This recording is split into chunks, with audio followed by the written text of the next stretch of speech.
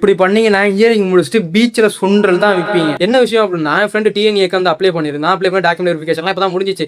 அதுக்குள்ள வீட்டில் இருக்கவங்க சரி எல்லாரும் இன்னும் கோர்ஸ் செலக்ட் பண்ணலையா, காலேஜ் செலக்ட் பண்ணலையா அப்படின்னு கொடுத்த ப்ரெஷரும் சரி, அப்புறம் அவங்களே ஒரு ப்ரொஃபஸரை வந்து பார்க்க வச்சிருக்காங்க. அவர் என்ன சொல்லியிருக்காரு அப்படின்னா, நான் உனக்கு கவர்மெண்ட் சீட்டை, அதாவது கவர்மெண்ட் கோட்டால இருக்கக்கூடிய சீட்டா நான் உனக்கு எடுத்துறேன், கவுன்சிலிங் எல்லாமே டேரக்டா போட்டு தரேன், டாக்குமெண்ட்லாம் வெரிஃபை ஆயிட்டான்னு நான் பார்க்கணும் அப்படின்னு சொல்லி டிஎன்ஏவோட ஐடி அண்ட் பாஸ்வேர்டு வாங்கியிருக்காரு. வாங்கி ஒரு போட்டு பார்த்துட்டு ஓகே தான்ப்பா, கன்னியாகுமரியில் ஒரு காலேஜ் சொல்றேன், ஒரு 2 காலேஜ் சொல்றேன், அந்த 2 காலேஜ்லயும் வந்து ஃபீஸ் 30,000க்கு இல்லை தான். இவனும் ஜாலியில் வந்து வீட்டில் உட்காந்துருக்கான். அப்புறம் வந்து வீட்டில் திருப்பி லாகின் பண்ணும்போது லாகின் ஆகல. என்னன்னு பார்த்தா பாஸ்வேர்டு இன்கரெக்ட்னு வருது. அவர் இன்ஃபார்ம் பண்ணாமே பாஸ்வேர்டை மாற்றி வச்சிருக்காரு. சரி, அவர் ஒரு காலேஜ் ரெக்கமெண்ட் பண்ணார்ல, அந்த காலேஜ் என்னடான்னு எடுத்து பார்த்தா அதுல யாருமே இது வரைக்கும் சேரவே இல்லை. கவுன்சிலிங்ல போன வருஷம் 0 ஃபில்டா இருக்கு. இருக்கிற எல்லா சீட்டுமே வேகன்சி கடந்திருக்கு. அப்ப யாருமே சேராத ஒரு காலேஜ்ல அவனை சேர்த்து விட பிளான் பண்ணிருக்காரு. சொல்ல போனா அவன் எடுத்த கட் ஆஃப்க்கு ஓரளவு நல்ல அட்டானமஸ் காலேஜ் கிடைக்க வாய்ப்பு இருக்கு. இந்த மாதிரி பல ஏஜென்ட் வந்து ஊர்ல இருக்கானுங்க. சப்போஸ் அவன் அந்த காலேஜ்ல போய் சேர்ந்திருந்தான் அப்படின்னா 4 வருஷம் முடிஞ்ச பிறகு கன்னியாகுமரி பீச்ல அண்ணா சுண்டல்